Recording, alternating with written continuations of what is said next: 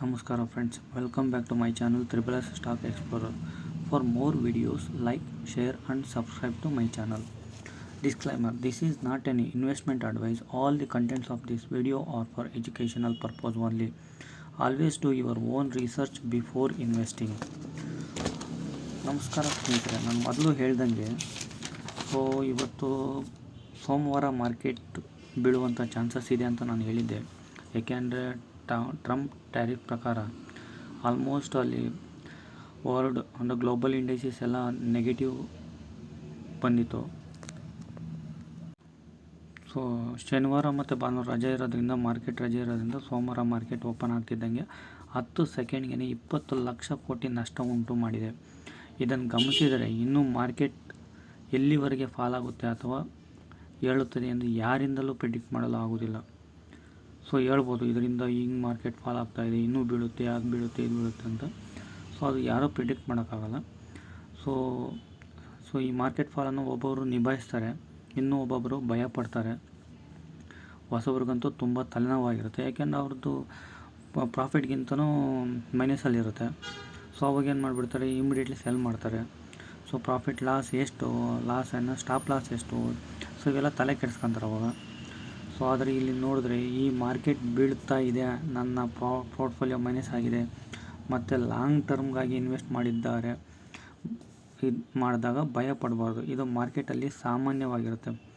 ಮೊದಲಿಂದಲೂ stock market ಇಲ್ಲಿ invest ಮಾಡಿರೋರಂತೂ ತುಂಬಾ ಗೊತ್ತಿರ್ತದೆ. ಅದು ಮಾರ್ಕೆಟ್ ಫಾಲ್ ಆದಾಗ ಏನು ಮಾಡಬೇಕು ಅನ್ನೋದು, ಅದರಿಂದ ಯಾವ ಥರ ಒಳ್ಳೆಯ ನಿರ್ಧಾರ ತೊಗೊತಾರೆ ಎಂಬುದು ಅವ್ರಿಗೆ ಗೊತ್ತಿರುತ್ತೆ. ಈ ಮಾರ್ಕೆಟಲ್ಲಿ ಈ ಏರುಪೇರುಗಳು ಅವರಿಗೆ ಇದು ಸರ್ವೇ ಸಾಮಾನ್ಯ ಆಗಿರುತ್ತೆ. ಇದಕ್ಕೆ ಒಂದು ಎಕ್ಸಾಂಪಲ್ ನಾನು ನಿಮ್ಗೆ ಲಾಸ್ಟಿಗೆ ಹೇಳ್ತೀನಿ. ಸೊ ಇದರಿಂದ ಈ ಟ್ರಂಪ್ ಟ್ಯಾರಿಫ್ ತೊಗೊಂಡಿರೋದ್ರಿಂದ ಏನಾಗುತ್ತೆ ಅಂದರೆ ಆರ್ಥಿಕ ಮುಗ್ಗಟ್ಟು ಅಂದರೆ ರಿಸಿಷನ್ ಅಂತ ಕರೀತಾರೆ. ಸೊ ಎಲ್ಲ ದೇಶಗಳು ಇದನ್ನು ಬಯಸೋದಿಲ್ಲ, ಯಾಕಂದರೆ ಜಾಬ್ಸ್ ಹೋಗುತ್ತೆ, ಮತ್ತು ಇರೋ ಕಂಪ್ನಿಗಳಲ್ಲಿ ಕೆಲಸ ಇರಲ್ಲ, ಮತ್ತು ಆರ್ಡರ್ಸ್ ಕಡಿಮೆ ಆಗುತ್ತೆ. ಏನಕ್ಕೆ ಆರ್ಡರ್ಸ್ ಕಡಿಮೆ ಆಗುತ್ತೆ, ಎಕ್ಸ್ಪೋರ್ಟ್ ಮಾಡ್ತಾ ಇರ್ತೀವಿ, ಅಲ್ಲಿಂದಲೂ ನಮ್ಗೆ ಆರ್ಡರ್ಸ್ ಬರ್ತಾ ಇರ್ತಾವೆ. ಸೊ ಅಲ್ಲಿಂದ ಅವ್ರಿಗೂ ಕೆಲಸ ಇಲ್ಲ ಅಂದರೆ ಸೊ ಇನ್ನೆಲ್ಲಿಂದ ಆರ್ಡ್ರ್ ಬರ್ತಾವೆ. ಸೊ ಇದರಿಂದ ಏನಾಗುತ್ತೆ, ಜಾಬು ಕಳ್ಕೊಳ್ಳೋವಂಥ ಜಾಸ್ತಿ ಚಾನ್ಸಸ್ ಇರ್ತಾವೆ, ಮತ್ತು ಹೊಸ್ದಾಗಿ ಉದ್ಯೋಗ ಸೃಷ್ಟಿ ಆಗೋದಿಲ್ಲ. ಅವಾಗೇನಾಗುತ್ತೆ, ಹೊಸ್ದಾಗಿ ಬಂದಿರೋರಿಗೂ ಕೆಲಸ ಇರಲ್ಲ, ಇರೋರಿಗೂ ಕೆಲಸ ಇರಲ್ಲ. ಸೊ ಇದರಿಂದ ಏನಾಗುತ್ತೆ, ರೆಸಿಪ್ರೋಕಲ್ ಟ್ಯಾರಿಫ್, ಇದರಿಂದ ನಮ್ಮ US ಒಳ್ಳೆಯದಾಗುತ್ತೆ ಅಂತ ಅವರು ಟ್ಯಾರಿಫ್ನ ವಿಧಿಸ್ತಾ ಇದ್ದಾರೆ. ಸೊ ಅದರಿಂದ ಅದು ಎಲ್ಲ ದೇಶಗಳ ಮೇಲೆ ಹೊಡೆತ ಬೀಳ್ತಾ ಇದೆ. ಸೊ ಇಂಡಿಯಾದವರು ಒಂದಷ್ಟು ಟ್ಯಾಕ್ಸ್ನ ಇದು ಮಾಡ್ತಾರೆ, ಚೈನಾದವರು ಮಾಡಿದ್ದಾರೆ, ತೆರಿಗೆಗಳನ್ನ ವಿಧಿಸ್ತಾ ಇರ್ತಾರೆ, ನಮ್ಮ ದೇಶದ ಹಣವನ್ನು ಲೂಟಿ ಮಾಡ್ತಾ ಇದ್ದಾರೆ ಅಂತೇಳಿ ಅವರು ಒಂದು ಸ್ವಲ್ಪ ರೆಸಿಪ್ರೋಕಲ್ ಟ್ಯಾರಿಫ್ ಮಾಡಿದ್ರು. ಬಟ್ ಅದರಿಂದ ಏನಾಗ್ತಾಯಿದೆ, ರಿಸಿಷನ್ ಸ್ಟಾರ್ಟ್ ಆಗ್ತಾಯಿದೆ. ಸೊ ಈ 10 ತಿಂಗಳ ಹಿಂದೆ ನಮ್ಮ ಲೋಕಸಭೆ ಸೊ ಇದರಲ್ಲೂ ಇದೇ ಥರನೇ ಫಾಲ್ ಆಗಿತ್ತು, ಬಟ್ ಅದಕ್ಕಿಂತಲೂ ಮೀರಿ ಜಾಸ್ತಿ ಫಾಲ್ ಆಗಿದೆ. ಸೊ ಇದರಿಂದ ತಿಳಿಯೋದೇನೆಂದರೆ, ಸೊ ಅಷ್ಟು ಬಿದ್ದಿರೋ ಮತ್ತೆ ಮಾರ್ಚಲ್ಲಿ ಒಂದು ಸ್ವಲ್ಪ ರಿಕವರಿ ಬಂದಿತ್ತು, ಕರೆಕ್ಟಾ? ಸೊ ಅದೇನಾಗಿದೆ, ಈಗ ಮತ್ತೆ ತಿರುಗಿ ಬೀಳ್ತಾ ಇದೆ. ಸೊ ಈಗ ಇನ್ವೆಸ್ಟ್ ಮಾಡೋರು ಏನು ಮಾಡಬೇಕು ಅಂದರೆ, ಸೊ ಮಾರ್ಕೆಟ್ ಯಾವ ಥರ ಫಾಲ್ ಆಗ್ತಾಯಿದೆ ಅಂತ ಅನ್ನೋದಕ್ಕೆ ಉದಾಹರಣೆ ಏನು ಹೇಳೋಕ್ಕೆ ಆಗಲ್ಲ, ಆ ಥರ ಇದೆ. ಸೊ ಬೈ ಮಾಡೋರು ಆರಾಮಾಗಿ ನೋಡಿಕೊಂಡು ಯಾವಾಗ ಬೀಳುತ್ತೆ, ಎಷ್ಟು ಬೀಳ್ತಾ ಇದೆ, ಒಂದೇ ಸರ್ತಿ 1 ಲಕ್ಷ ಹಾಕೋರು 1 ಲಕ್ಷ ಹಾಕೋಕೆ ಹೋಗಬೇಡಿ. 10,000 ಬಿದ್ದಾಗ 15,000 ಈ ಥರ ನೋಡ್ಕೊಂಡು ಹಾಕಂತ ಹೋಗ್ರಿ. ಸೊ ಹೇಳಕ್ಕೆ ಬರೋಲ್ಲ, ಇದು ಯಾವಾಗ ನಾಳೆನೇ ರಿಕವರಿ ಆಗ್ಬೋದು, ಇಲ್ಲ ನಾಳೆದೇ ರಿಕವರಿ ಆಗ್ಬೋದು, ಇಲ್ಲ ನಾಳೆ ಇನ್ನೂ ಜಾಸ್ತಿ ಬೀಳ್ಬೋದು. ಸೊ ಯಾರು ಪ್ರಿಡಿಕ್ಟ್ ಮಾಡೋಕ್ಕೆ ಬರೋಲ್ಲ, ಮಾರ್ಕೆಟ್ ಅಂದ್ರೇ ಅದು. ಸೊ ಅವ್ರು ಹೇಳ್ತಾರೆ, ನಾನು ಹಿಂಗೆ ಹೇಳಿದ್ದೆ. ಸೊ ಅವೆಲ್ಲ ಹೇಳೋಕ್ಕಾಗಲ್ಲ. ಸೊ ಏನೋ ಬಿದ್ದಾಗ ಈ ಥರ ಬೀಳ್ತಾ ಇದೆ, ನೆಕ್ಸ್ಟ್ ಇನ್ನೂ ಬೀಳಬಹುದು ಅಂತ ಹೇಳ್ತಾರೆ ಹೊರತು ಇದು ಬೀಳುತ್ತೆ ಅಂತ ಹೇಳೋಕ್ಕಾಗಲ್ಲ ಯಾರ ಕೈಲೂ. ಸೊ ಇದನ್ನು ಯಾಕೆಂದರೆ ಮಾರ್ಕೆಟ್ ಅನ್ಸರ್ಟನಿಟಿ ಇರೋದರಿಂದ ಒಂದೇ ಸಾರ್ತಿ ಬೈ ಮಾಡೋದಕ್ಕೆ ಹೋಗಬೇಡಿ.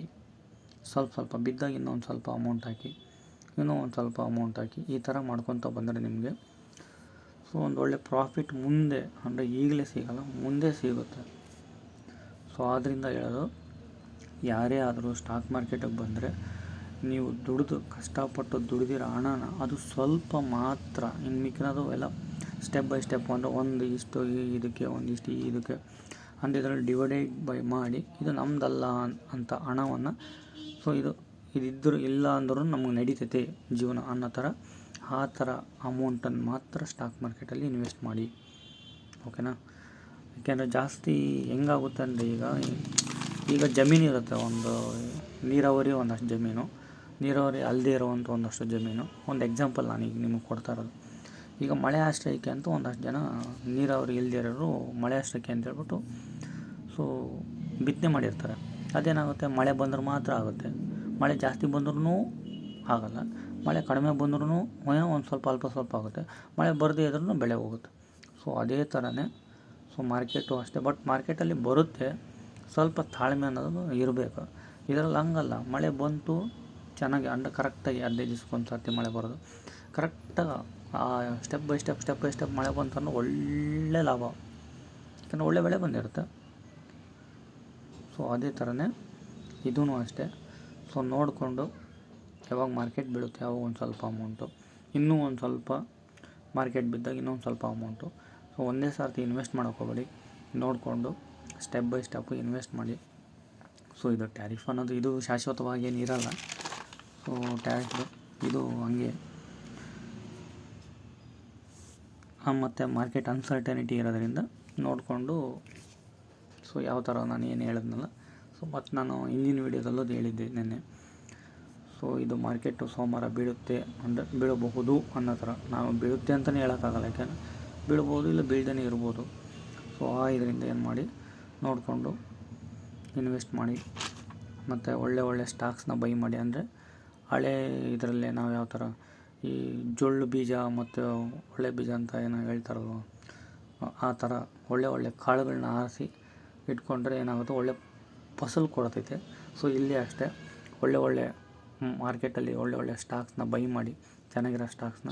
ಅದನ್ನು ಹೆಂಗೆ ಚೆಕ್ ಮಾಡಬೇಕು ಅನ್ನೋದು ನಾನು ನಿಮಗೆ ಹಿಂದಿನ ವೀಡಿಯೋದಲ್ಲೆಲ್ಲ ತಿಳಿಸ್ಕೊಟ್ಟಿನಿ. So market cap, ROE, ROC ಮತ್ತು PE ratio, median PE, so ಇವೆಲ್ಲ ಹೇಳ್ಕೊಟ್ಟಿನಿ ನೀಟಾಗಿ. ಸೊ ಅವನ್ನೆಲ್ಲ ಚೆಕ್ ಮಾಡ್ಕೊಳ್ಳಿ. ಸೊ ಅದನ್ನು ನೋಡಿಕೊಂಡು ಮತ್ತು ಎಷ್ಟು ಬಿದ್ದಿದೆ ಮಾರ್ಕೆಟ್, ಎಷ್ಟು ಫಾಲಾಗಿದೆ ಅದನ್ನು ನೋಡಿಕೊಂಡು ನೀವು ಸ್ಟಡಿ ಮಾಡಿ. ಸೊ ಅದೇ ರೀತಿ ಇದು ಮಾಡಿದಾಗ ನಮಗೇನಾಗುತ್ತೆ, ಒಳ್ಳೆ ಲಾಭನ ಪಡೆಯೋದಕ್ಕೆ ಮುಂದೆ ಫ್ಯೂಚರಲ್ಲಿ ಹೆಲ್ಪ್ ಆಗುತ್ತೆ, ಓಕೆನಾ. ಇದು ನನ್ನ ಒಂದು ಹೇಳ್ಕೊಡ್ತಾಯಿದ್ದೀನಿ ನಿಮ್ಗೆ ಈ ಥರ ಮಾಡಿ ಅಂತ. ಸೊ ಯಾಕೆಂದರೆ ನಾನು ಈ ಮಾರ್ಕೆಟಲ್ಲಿ ಬಂದು ಒಂದು ಸ್ವಲ್ಪ ಕಲಿತಾ ಇದ್ದೆ. ನಂದು ಇದು 1 ವರ್ಷ ಜರ್ನಿ ಆಗಿದೆ ಅನಿಸುತ್ತೆ.